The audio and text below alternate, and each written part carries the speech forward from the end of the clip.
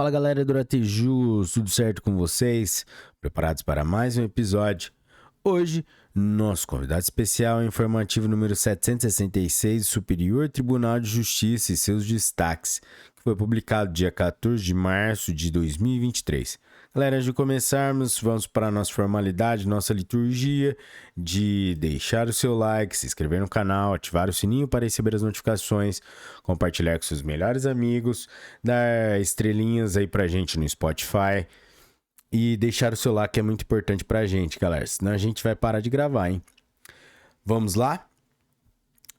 Direito Administrativo. Tema: Conselho Regional de Educação Física. Instrutor de tênis. Inscrição. Desnecessidade.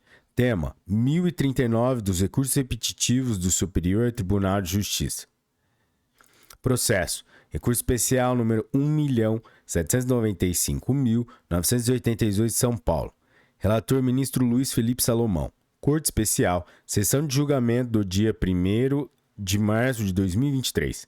Destaque: a Lei 9.696, de 1998, não prevê a obrigatoriedade de inscrição de técnico ou treinador de tênis nos conselhos de educação física, nem estabelece a exclusividade do desempenho de tal função aos profissionais regulamentados pela referida norma, quando as atividades desenvolvidas pelo técnico ou treinador de tênis restringam-se às táticas do esporte em si e não se confundam com preparação física, limitando-se à transmissão de conhecimentos de domínio comum decorrentes de sua própria experiência em relação ao referido desporto, o que torna dispensável a graduação específica em educação física.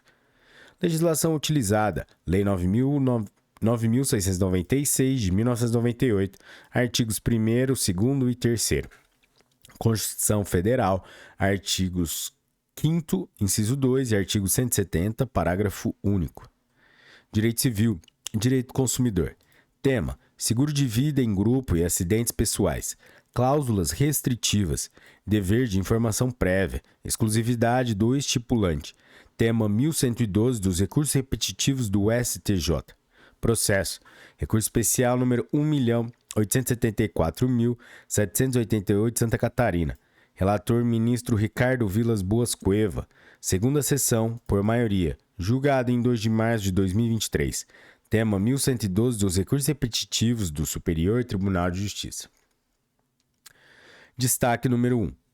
Na modalidade de contrato de seguro de vida coletivo, cabe exclusivamente ao estipulante, mandatário legal e único sujeito que tem vínculo anterior com os membros do grupo segurável, estipulação própria, a obrigação de prestar informações prévias aos potenciais segurados acerca das informações contratuais quando da formalização da adesão, incluídas as cláusulas limitativas e restritivas de direito previstas na apólice mestre e, destaque 2, não se inclui, no âmbito da matéria afetada, as causas originadas de estipulação imprópria de falsos estipulantes, visto que as apólices coletivas nessas figuras devem ser consideradas apólices individuais, no que tange ao relacionamento dos segurados com a sociedade seguradora. Legislação utilizada: o Decreto-Lei nº 73 de 1966, artigo 21, parágrafo 2º. Circular da SUSEP número 667 de 2022, artigo 8º. Código Civil 801, parágrafo 1º. Resolução do Conselho do CNSP número 434 de 2021, artigo 2º, 3º e 10, inciso 3. Resolução CNSP número 382 de 2020, artigo 2º, inciso 8, a linha B, artigo 3º, caput e parágrafo 1º, inciso 5, 6 e 7. 6 e 8. Direito Civil. Tema: vazamento de dados pessoais. Dados comuns e sensíveis. Dano moral presumido. Impossibilidade. Processo: Recurso especial número 1.844.690 do Ceará. Relator: Ministro Ricardo Vilas Boas Cueva. Terceira turma, por unanimidade. Julgado em 14 de fevereiro de 2023. Destaque: o vazamento de dados pessoais não gera dano moral presumido. Galera, a gente resolveu colocar aqui as informações de inteiro teor desse julgado, porque o destaque está muito sucinto. Trata-se, na origem, de ação de indenização ajuizada por pessoa idosa contra a concessionária de energia elétrica, pleiteando indenização por danos morais decorrentes de vazamento e acesso, por terceiros, de dados pessoais.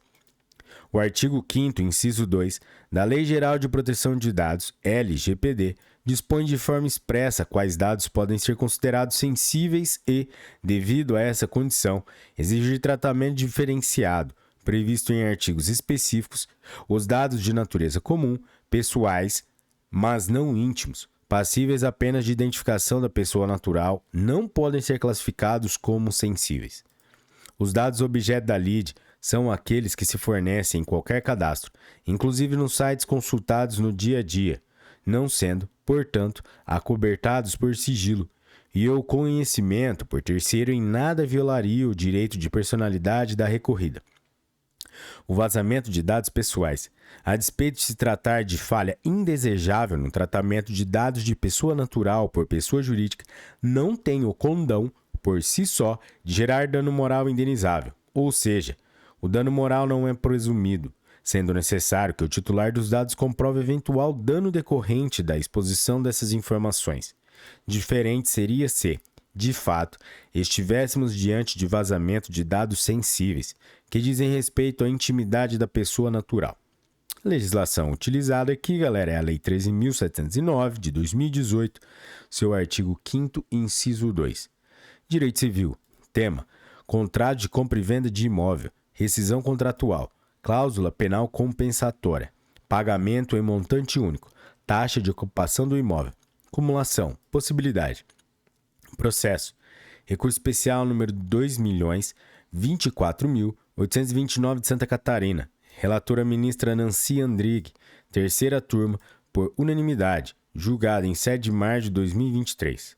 Destaque: é possível a acumulação da multa fixada em cláusula penal compensatória em montante único com a taxa de ocupação na hipótese de extinção de contrato de compra e venda de imóvel por culpa do comprador.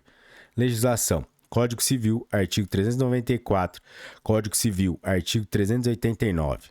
Direito Civil, Direito Processual Civil. Tema: julgamento não unânime do recurso de apelação de posterior unanimidade no julgamento dos respectivos embargos de declaração. Artigo 942, caput do Código de Processo Civil. Técnica de ampliação do colegiado, inobservância, nulidade. Processo: processo em segredo de justiça. Relator ministro Paulo de Tarso Sanseverino. Terceira turma, por maioria. Julgado em 7 de março de 2023. Destaque: o julgamento dos embargos de declaração, quando opostos contra acórdão proferido pelo órgão em composição ampliada, deve observar ao mesmo quórum ampliado, sob pena de o entendimento lançado, antes minoritário, poder sagrar-se vencedor. Legislação utilizada aqui é o Código de Processo Civil, artigo 942. Direito Processual Civil. Tema: execução fiscal, fazenda pública estadual, exceção de pré-executividade, acolhimento parcial, honorários advocatícios, cabimento, dispensa prevista na Lei 10.522 de 2002, inaplicabilidade. Processo: recurso especial 2.037.693 de Goiás. Relator ministro Gurgel de Faria. Primeira turma por unanimidade. Julgado em 7 de março de 2023. Destaque: a norma contida no artigo 19, parágrafo 1º, inciso 1, da Lei 10.522 de 2002, que dispensa o pagamento de honorários advocatícios na hipótese de o exequente reconhecer a procedência do pedido veiculado pelo devedor em embargos de execução fiscal ou em exceção de pré-executividade, é dirigida exclusivamente à Fazenda Nacional, não sendo aplicável no âmbito de execução fiscal ajuizada por Fazenda Pública Estadual. Legislação: Código de Processo Civil de 2015, artigo 90, Código de Processo Civil de 1973, artigo 20, parágrafo 4º, Constituição Federal, artigo 22, inciso 1, e Lei 10.522 de 2002, artigo 19, parágrafo 1º, inciso 1. Direito Penal, Direito Processual Penal. Tema: audiência do artigo 16 da Lei 11.340, Lei Maria da Penha. Realização: Necessidade de prévia manifestação do desejo da vítima de se retratar. Designação de ofício pelo magistrado. Impossibilidade. Tema 1167 dos recursos repetitivos do Superior Tribunal de Justiça. Processo. Recurso especial número 1.977.547 de Minas Gerais. Relator ministro Reinaldo Soares da Fonseca. Terceira sessão, por unanimidade. Julgado em 8 de março de 2023. Tema 1167 dos recursos repetitivos do STJ. Destaque. A audiência prevista no artigo 16 da Lei 11.340 de 2006 tem por objetivo confirmar a retratação, não a representação, e não pode ser designado de ofício pelo juiz.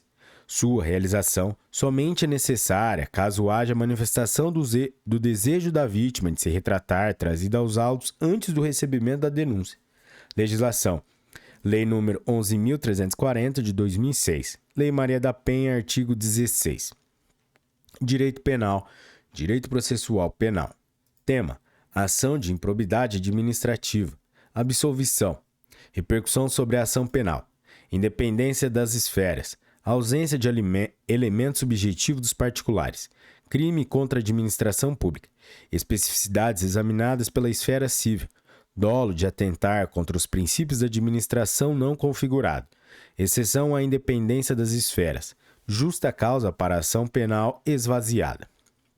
Processo. Recurso nos embargos... Recurso no habeas corpus número 173.448 do Distrito Federal. Relator ministro Reinaldo Soares da Fonseca. Quinta turma, por unanimidade. Julgado em 7 de março de 2023. Destaque.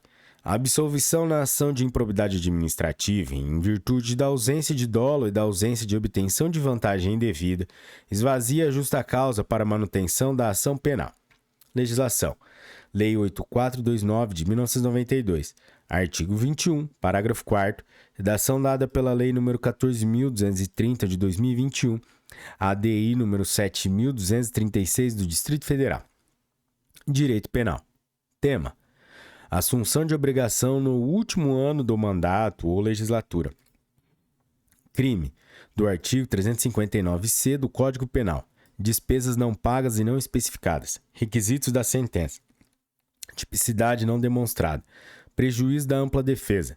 Adequação ao tipo penal do artigo 1º, inciso 5 e parágrafo 1º, do Decreto-Lei nº 201 de 1967. Possibilidade. Processo. Habeas corpus. Número 723.644 de São Paulo. Relator ministro Sebastião Reis Júnior. Sexta turma, por unanimidade. Julgado em 7 de março de 2023. Destaque. A condenação pelo artigo 359-C do Código Penal deve especificar despesas contraídas nos 2 últimos quadrimestres do mandato, que não puderem ser pagas no mesmo exercício financeiro ou no exercício seguinte. Essa análise não pode ser global, considerando a iliquidez total do caixa, sob pena de prejudicar a ampla defesa. Legislação. Código Penal, artigo 359-C, alterado pela Lei nº 10.028 de 2000, Código de Processo Penal, artigos 381 e 383, Decreto-Lei nº 201 de 1967, artigo 1º, inciso 5 e parágrafo 1º. Direito processual penal. Tema: falsidade ideológica. Emissão de registro administrativo de nascimento de indígena, RANI.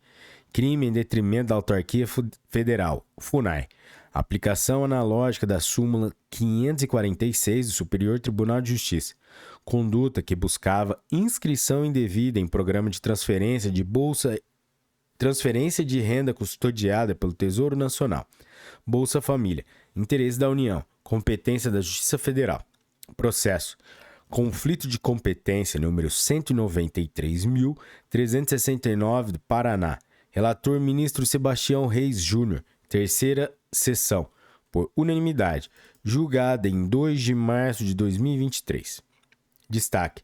Compete à Justiça Federal o julgamento de crime de falsidade ideológica, consistente no fornecimento de informação inverídica a servidor da FUNAI, para fins de emissão de registro administrativo de nascimento de indígena, RANI.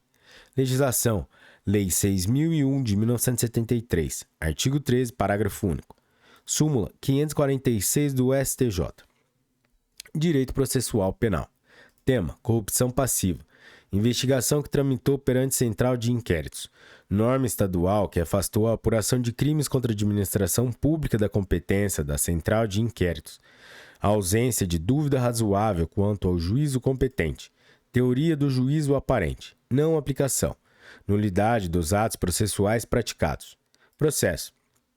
Recurso no habeas corpus número 168.797 do Piauí.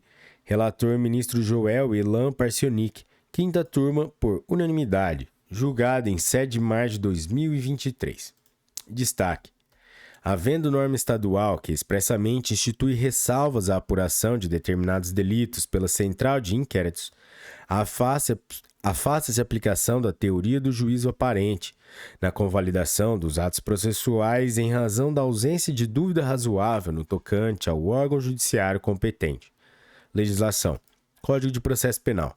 Artigos 564, inciso 1 e 567. Direito processual penal. Tema: Acordo de não persecução penal. ANPP. Artigo 28-A do Código de Processo Penal.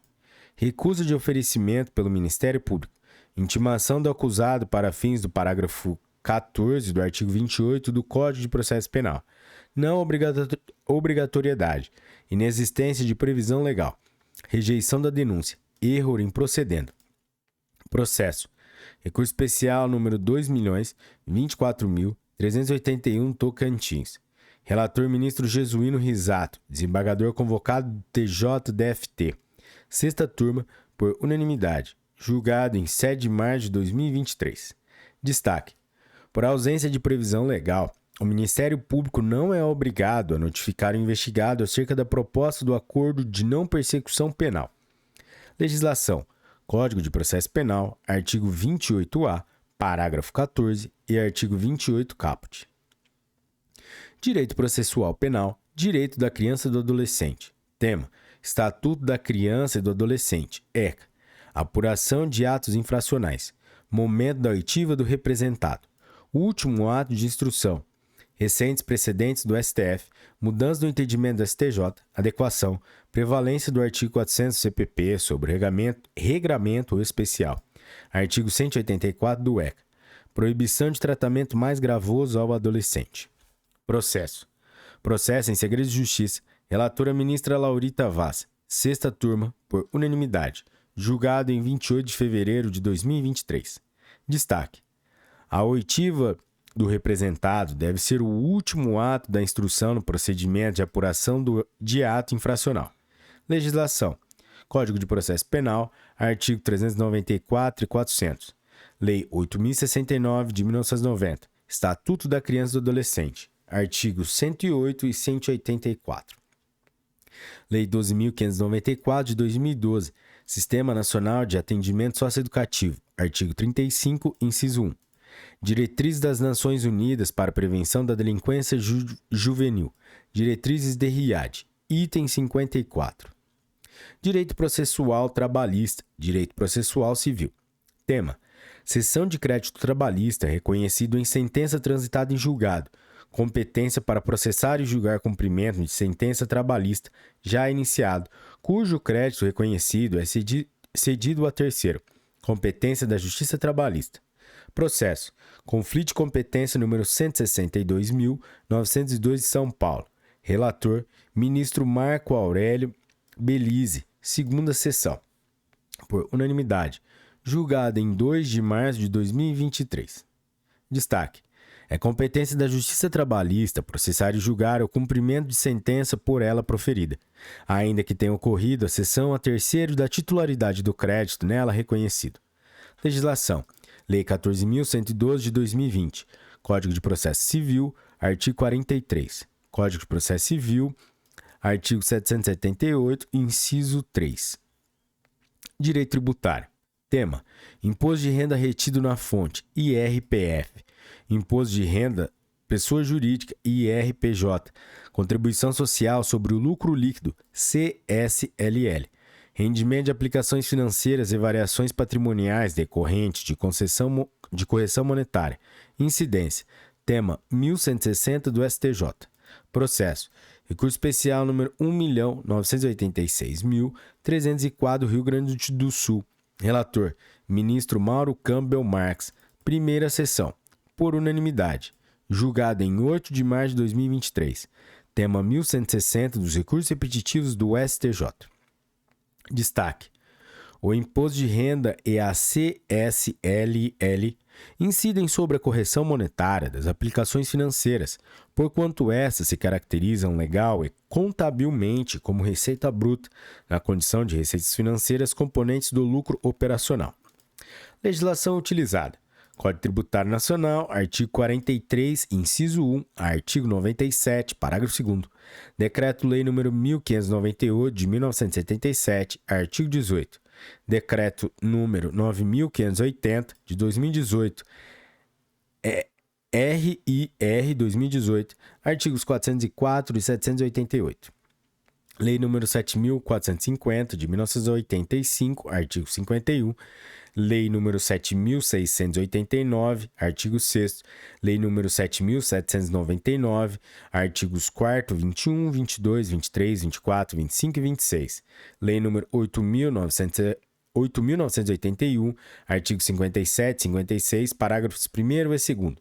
Lei nº 9.249, artigo 4º.